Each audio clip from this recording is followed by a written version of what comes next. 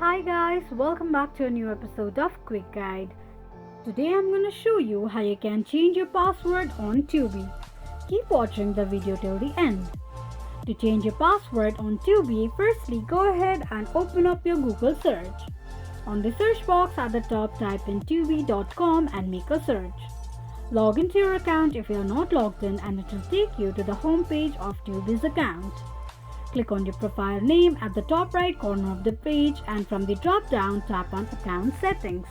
Scroll down and on the Change Password section, enter your current password, create a new password for your Tubi's account and confirm your new password by re-entering it and then tap on Change Password. Click on an eye icon to check if you have entered your password correctly or not. This is how you can change password on Tubi's account quickly and easily just in few steps.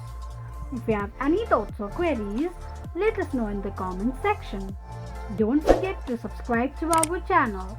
Also press the notification bell icon so that YouTube will notify you whenever we post a new video. I hope this video was helpful to you. Thank you so much for watching.